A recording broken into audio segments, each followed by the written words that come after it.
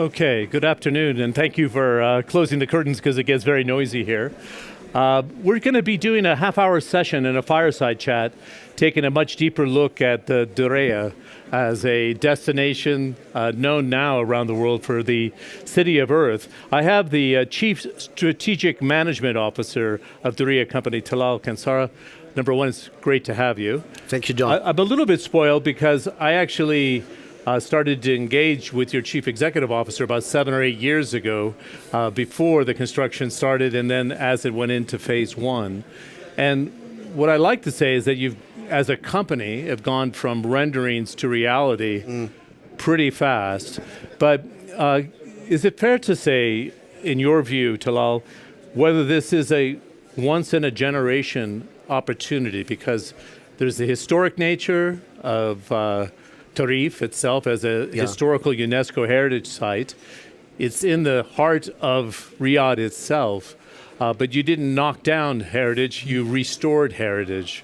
So do you want to explain why this is such a unique opportunity? Because usually you have a historical site like the Eiffel Tower, but it's not at the center of a mixed-use development. What's so unique? I think that's a great start, John. It is once in a time generation. And looking at the context of Diriyah, this is why I'm saying it's once in a time generation. I think, like what always Jerry says, there's only one Diriyah. So, because Diriyah has a great story. It's not like any other conventional real estate project. The value of Diriyah comes from the significant value and history of Diriyah. Diriyah is the birthplace of the kingdom. It has been the capital of the first Saudi state for almost 100 years during the 17th century. So I think bringing back that history and the ability to show case the history of Saudi Arabia and the story of Saudi Arabia, this is once in a time generation. Personally, I'm proud to be of Diriyah. I lived for a couple of years around the area of Diriyah. I've seen the ruins of a Tarif at that time, and I think I'm speaking on myself and the behalf of other Saudis who lived in Riyadh, that there was no emotional connection to Diriyah. We know the value of Diriyah. We know how significant this is. However, the emotional connection wasn't there. So now the ability not only to preserve Diriyah, the tangible and the intangible elements, is adding to that to showcase Diriyah and to tell the story of our history and heritage and culture to the rest of the world. Yes, definitely, this is once in a time generation. How we can actually bring up Diriyah, how we can not only Tarif, which is the tangible element. As you know, Tarif is a UNESCO World Heritage Site. It has been fully restored and to become a World Heritage Site, and the entire destination is happening around Tarif. It's the intangible elements, things that we are connected to as Saudis, the norms, the habits, when it comes to food, when it comes to generosity, when it comes to hospitality, things that we don't do now only within our community, things that we can actually share with the rest of the world. So I think, yes, for my generation, for the new generation, for the next upcoming generation, I think Diriyah would always be in the heart of Saudis. That's all, I was going to bring up a different element. That's a lot of responsibility as a company, right? Because it was, I'm going to say it was ignored, but it was almost buried. And then you gave it a rebirth with great taste and great touch, but you need to protect heritage and have modernity at the same time. And that's a tricky balance, right? But do you feel that responsibility because of the House of Saud and the destination that it's become? It's a lot of responsibility to get it right. It's a lot of responsibility, yes. But the thing that there's a trick there that some people might not be aware of. Diriyah is an ecosystem, so it's not only a company. Yes, we started under one roof with one board of directors headed by His Royal Highness, the Crown Prince. However, with years and knowing that it would be tricky actually to balance between preserving and promoting heritage and culture, developing and operating with more of an ROI and a P&L sense, and three, that there are things that we need the support of the government in terms of regulation and legislations. And in order to maintain the base of the project, to maintain the timeline, it wouldn't be easy to get what we want from the government. Yes, the government is going through a huge reforms when it comes to dealing with businesses and accelerating things. However, Diriyah, with its special conditions, we would require a huge response from the government. So the ecosystem of Diriyah as of now, the element of heritage and culture, and the necessity and the need of having a function by itself that would look after preserving and promoting the heritage and the history of Diriyah has been transformed into a foundation right now. It's called Diriyah Foundation. It's under establishment right now. We're in the process of establishing the Diriyah Foundation. So the Diriyah Foundation would be an NGO who would take care of Diriyah as a heritage place. They would preserve and promote the cultural and the heritage part of Diriyah. And then we have the Diriyah Authority. And most of the people in Saudi would recognize that authority because this is the first, that was the roof, that the was umbrella, actually basically, the umbrella yeah. at the beginning. It's the Diriyah Gate Authority. The job of the authority is to provide, to customize regulation, and to be responsible for taking care of any government regulations, any government request. So we don't have to go ourselves as developers. They would take care of that. Okay, good. And us as a company then. Okay, this is a session to delve into the investment opportunity. Yes. And again, it's unique in a sense because it has the heritage there. And there's a number of different categories I want to cover with you. But do you want to just share with this audience the demand you're seeing on the residential side? So it's for branded residences, high-end luxury, and then you'll introduce a medium-sized scale of houses at the same time. But give us a sense of the demand, because it even surprised you as the Saudi strategic management officer. True. We were having debates on the residential because residential is an integral part of the Diriyah. And maybe during the discussion, I would explain why residential is important for Diriyah as an integral part and as a fabric of Diriyah. However, we were discussing that should we start with a new product and a new market? Branded residential is fairly a new product within Saudi Arabia. But we said, no, let's go for that product because it would define us as a developer who can deliver something with high quality. As we said, we want to distinguish also ourselves that we are offering a new product in the market. And it's a kind of testing the market when it comes to the demand on branded residential. So share what was the that demand? we had a number of branded residential products that we already offered to the market. One of the product that we had, which is Operway, and it sold in a week. Another branded residential that we had in collaboration with the Ritz, which is the Ritz-Carlton branded residential, more than 100 unit, expensive units, because this is usually the norm and the segment of branded residential, and we sold the entire product. Wow. So and now we're in the process of selling the other branded residential. So we saw the demand is changing. This is not the demand that we studied and we analyzed a couple of years ago. The demand is increasing. The demand for different product is increasing. The demand for different quality and different design and different architecture style is increasing. And this is, I guess, because of many people are migrating to Riyadh within Saudi Arabia, and people are coming from all around the globe to work in Saudi Arabia. They see it as an opportunity. And the new generation demand, the new generation within Saudi Arabia, I think with the social reforms, the new generation, they're shifting when it comes to their taste and their requirement when it comes to residential. So I think the demand is unprecedented within Saudi Arabia.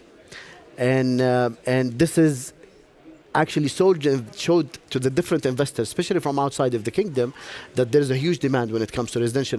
Can I follow you up? And one more question on residential, and then I want to talk about the strategy behind office spaces, a media zone, the creative industries, from an institutional investor standpoint. But are you going to get to the sense, because you have talent coming in from the East, the West, and the global South, with that talent coming in, will they be able to acquire and own residential real estate in Diriyah. Is that in the plans? That's a great question, because we are getting those questions every day from people who actually moved to Saudi Arabia and wants to think about owning a house, or from investors as well. Now, there's a piece of regulation that's in the process now, in the cook right now, that will be released very soon. I'm not quite sure when. I don't have that piece of information.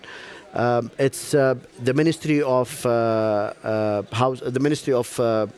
Housing, and Urban Development. They're responsible for that piece of regulation, and it will be released soon, where it will allow foreigners to own their houses. Yes, so we know that would be, if that regulation would be released, and it's a matter of time, we know it will boost the demand when it comes to housing. Wow.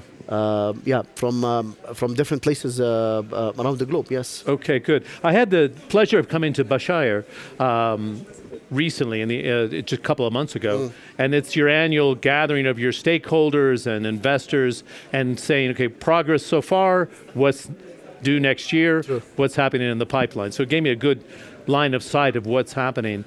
And there's a strategy behind office development and a unique investment opportunity for construction companies, but very importantly, if you package it correctly, and I think that's the strategy here in the Strategic Management Office, what's the opportunity for institutional investors, and what sort of scale are we looking where a real estate investment fund, European, Asian, American pension fund wants to deploy assets to the office real estate sector? What's in the plans, Tilla? So, if you look at Riyadh right now, if anyone would analyze Riyadh right now, they would immediately see the shortage of office space in Riyadh. And the demand is much bigger than the supply right now.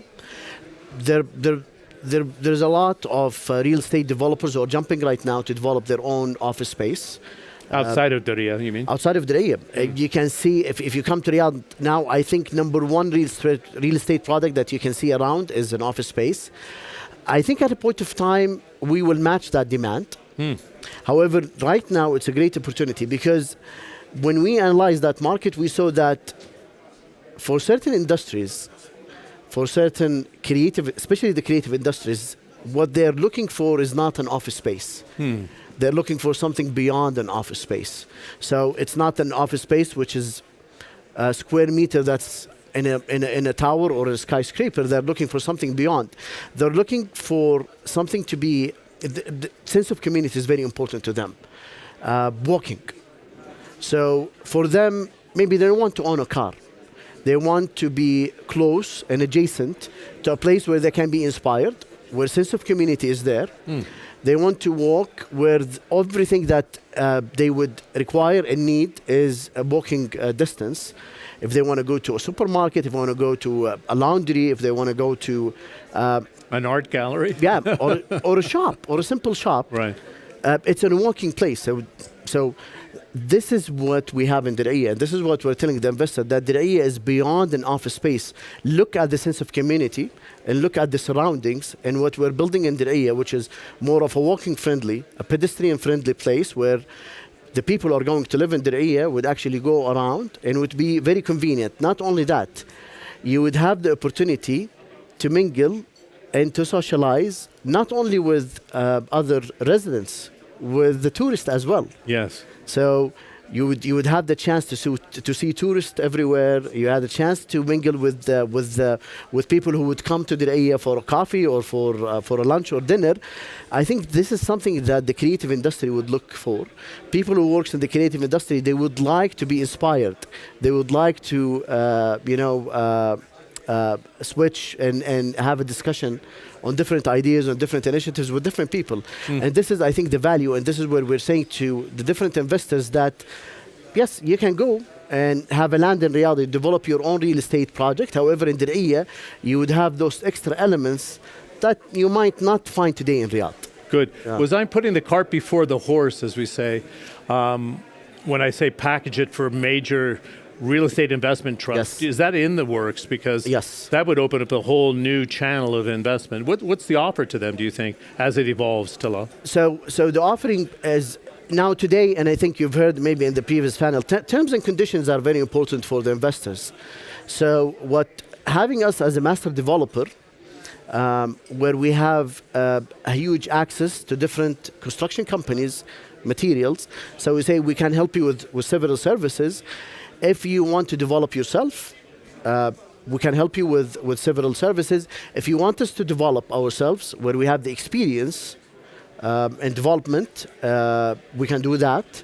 And you would take care then of leasing that space. So I think it all comes back to a terms and condition and the optionality for the different type. For different type.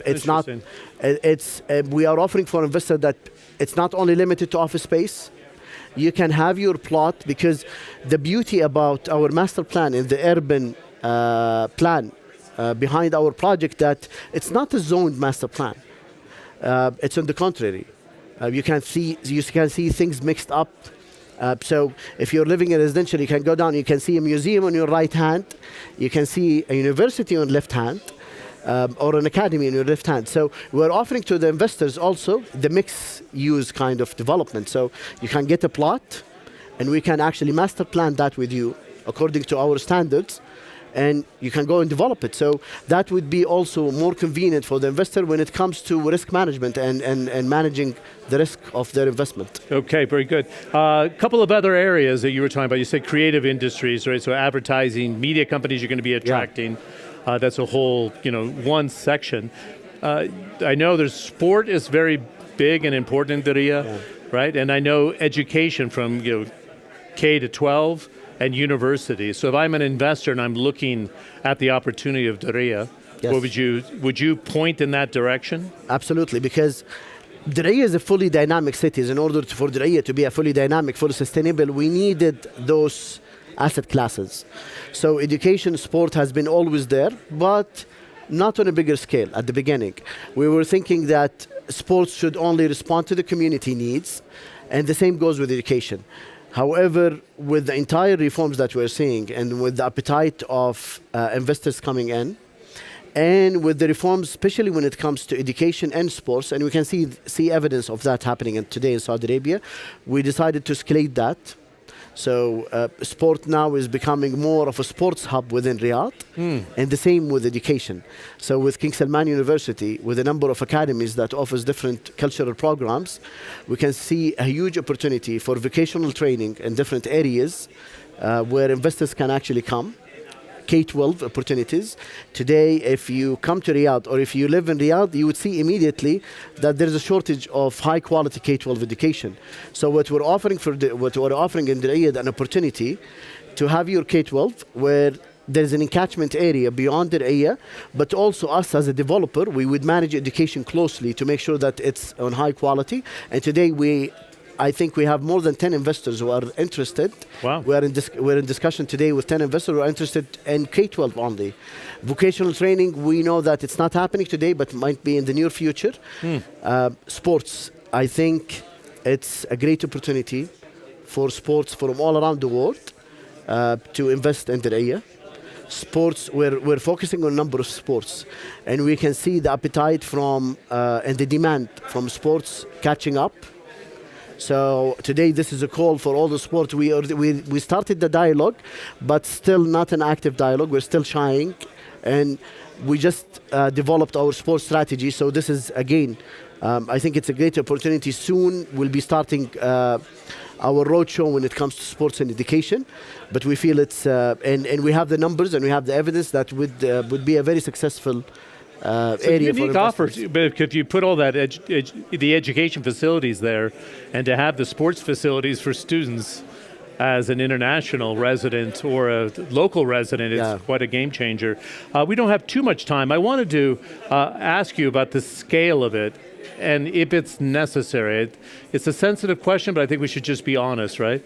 Because when I've sat down with management or when I was Bashir, they talk about 12 kilometers, 12 square kilometers, 40 hotels plus, 4 underground stops or subway stops there, right? The list can go on and on.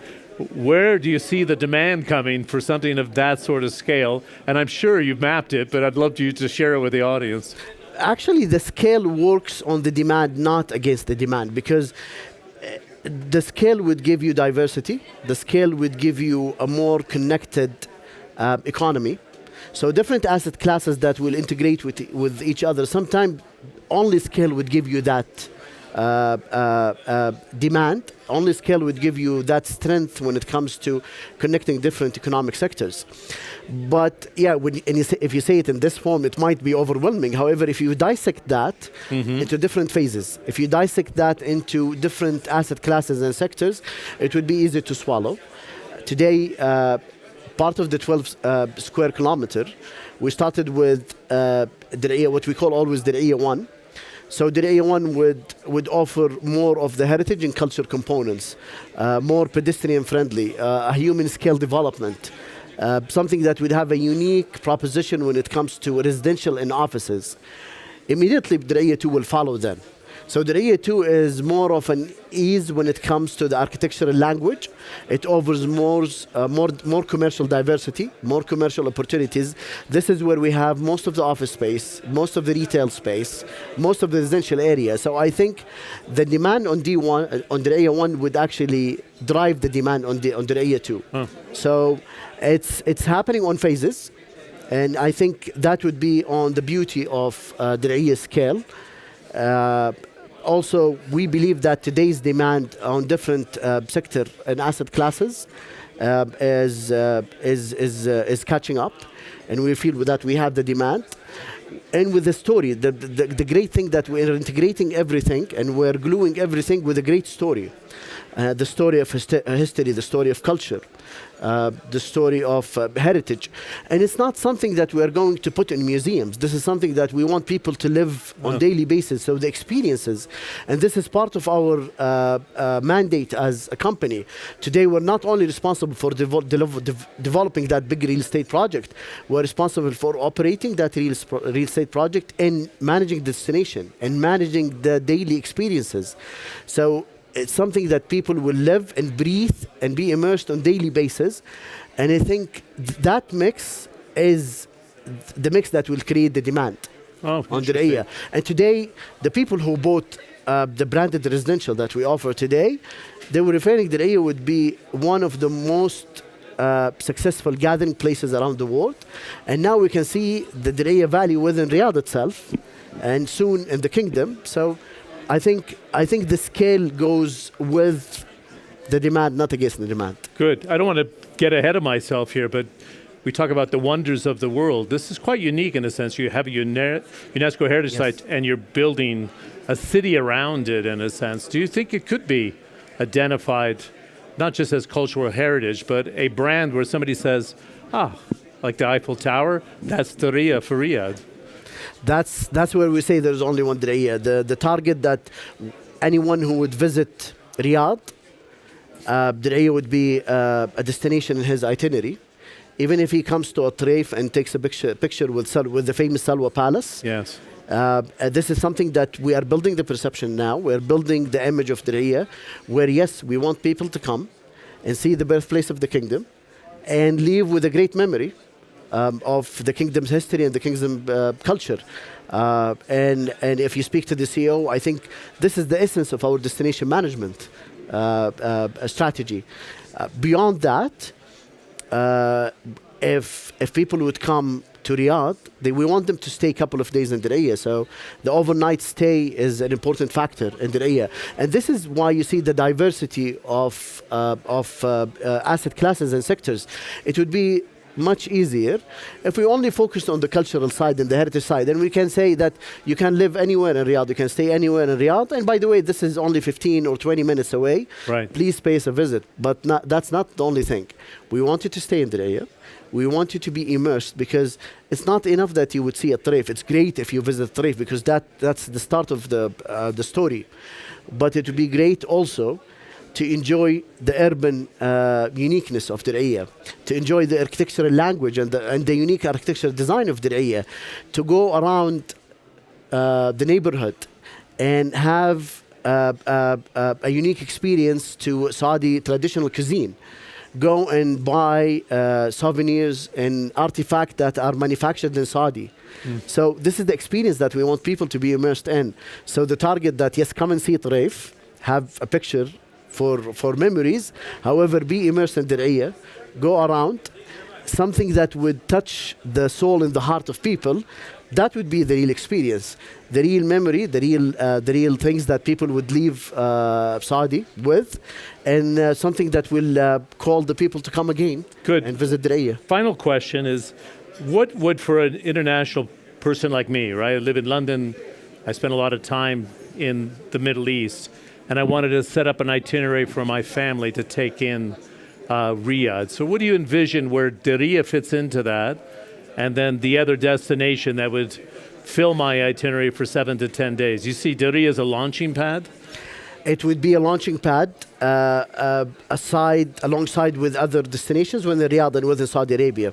However, John, now, and the question to all the audiences here, if you're traveling somewhere, I think one of the things that you would have in your itinerary is, let me see the culture, let me see the history and the heritage of this country.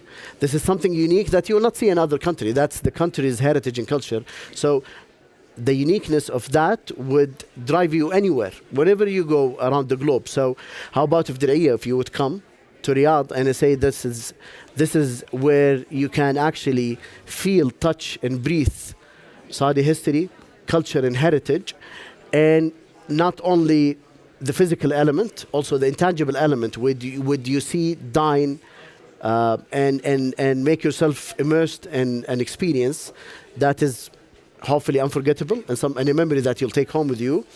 Then definitely I would have 2 or 3 days out of your itinerary in Diriyah. Good. We have 3 minutes left. You said you ran into a Chinese traveler. Yes. When we shared a coffee yesterday, and I thought it was really interesting because it seems like the profile of an international traveler that would start in Diriyah and then you maybe go to Jeddah, go to Al Ula, yes, right? Go to the Red Sea Island resorts. But what was the itinerary for this family? I met a couple of Chinese, so there are 2 Chinese couples who are tourists. I met them in Red Sea, one of the Red Sea resorts. So I asked them about their itinerary, especially they are tourists, because now people might come and do business in Saudi and they might decide and go somewhere else, or if they have the time they would visit Diriyah and visit other destinations within Riyadh. However, those are tourists. So they said, we came to Riyadh and one of the things that captured our attention in Riyadh is Diriyah, because we saw something new. They were not interested in going to a mall, a shopping mall, or going around Riyadh and maybe see the skyscrapers. They were interested to seeing the tradition and the authenticity of Saudi Arabia. And this goes that they went to Al Ula, which is again another emergent in Saudi history, and then to Jeddah, and the things that enjoyed in Jeddah also history, which is the old town in Jeddah, then the Red Sea. So I was saying that I think, yes, it's important for the travelers today to come to see the history, but it's not enough to see the physical part of the history. I think what they liked about Diriyah is living the experience through a number of assets that we only have today. So imagine if we have the entire holistic experience in the future. So yes, I think Diriyah would be one of the most important gathering places around the world. Something that people would come and come and come again to Diriyah.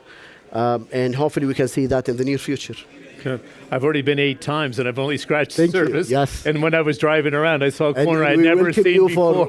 For not only another 8 times, 100 times then, John. Good. Thanks for the analysis, by the way, because we never looked at Diriyah as an investment destination, and I get the full picture here with the match with culture and the destination as an office hub as well, or a live, work, and play hub as well. Yes. Can we give a nice round of applause to Talal Kansari of the Chief Strategic Management Office? Great to see you. Thank you. Thanks. Thank you, Thanks John. so much.